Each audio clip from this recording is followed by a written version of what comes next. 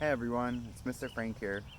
Today we are going to be reading the story Otis and the Tornado by Loren Long.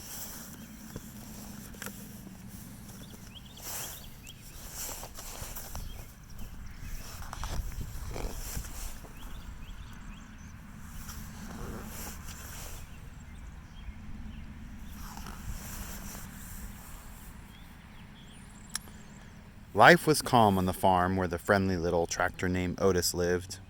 It was summer. The sun shined bright, the birds chirped, and after all the work was done, Otis and his friend the little calf liked to play.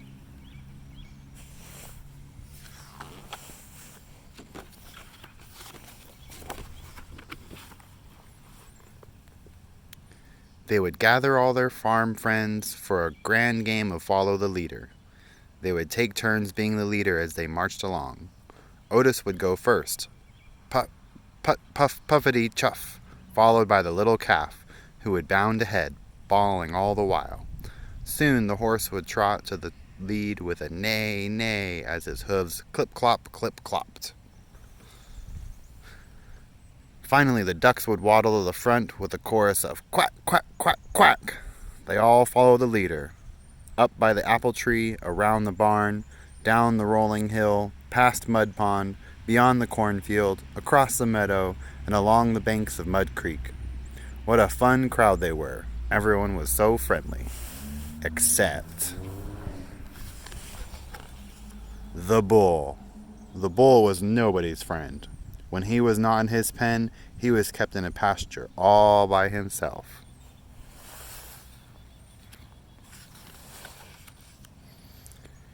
If any of the other farm animals got close, the bull would stand at the fence and snort and snarl and huff hot air.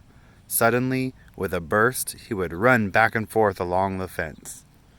Then he would stop and glare at them, like a statue, never moving a muscle except to flare his nostrils. The bull did not like anyone, and everyone was afraid of him.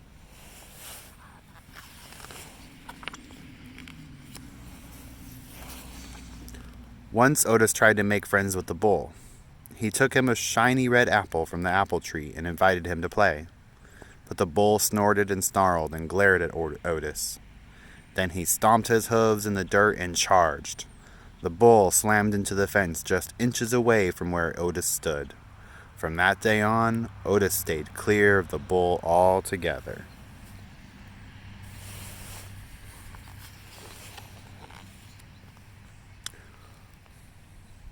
One day, the farm skies began to swirl and turn dark.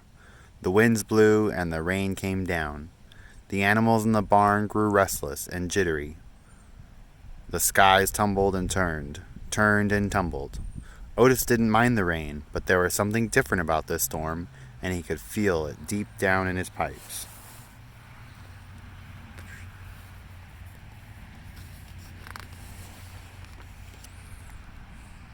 All at once, the wind stopped blowing, not even a breeze, and the rain disappeared. The sky turned a strange shade of green, and the farm fell completely still. The only sound Otis heard as he puffed toward the barn was the farmer shouting in the distance, "It's coming fast! Get down in the cellar!" The farmer was in such a hurry that he had no time for the animals. What was all the fuss about? Otis wondered. Then he turned and saw something that rattled his frame and shook his fenders.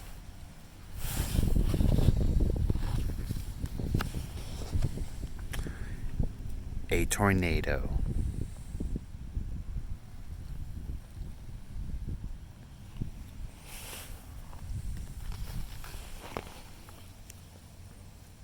And it was heading straight toward the farm.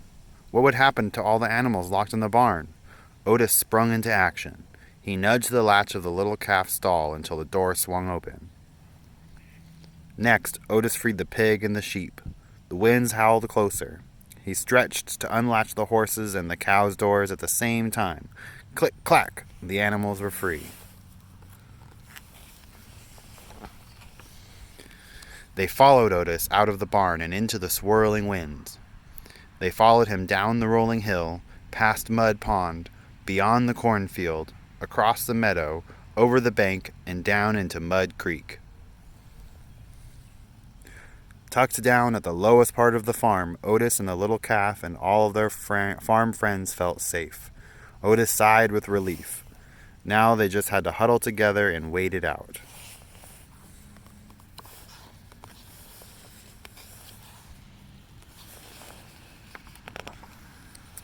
But just as they squeezed close and tight, Otis heard an awful bellowing cry, the sound of a large creature in trouble.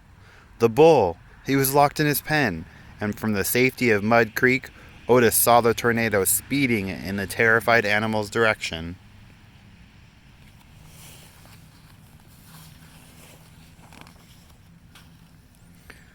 Lightning crashed.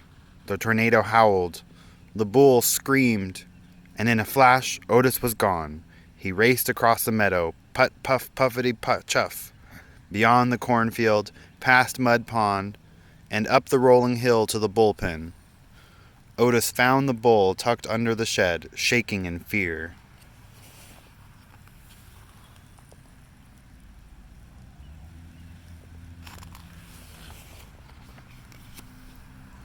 Otis tried to unlatch the gate. It was locked. He slammed head into it. The gate shook but held firm. Otis rammed it again. The gate teetered. The bull wailed like a baby. Otis spun around and threw himself in reverse, revved his engine, and charged backward into the gate. Crash! The gate shattered into pieces. Otis shook himself off, gave the bull a friendly chuff, and peeled out.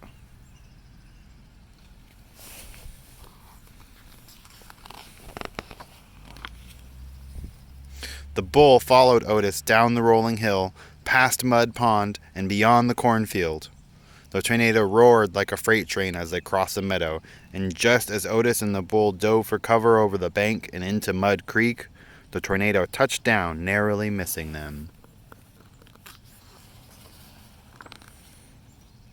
Otis, the little calf, the bull, and all the farm friends ducked their heads and closed their eyes. They'd never heard such a fury or felt such a rage, but they were all safely tucked in the Muddy Creek's bed at the lowest part of the farm, and they stayed huddled there until long after the tornado passed. They came out only when it was calm and the sunshine bright and the birds began to chirp. They found a farm that needed great repair.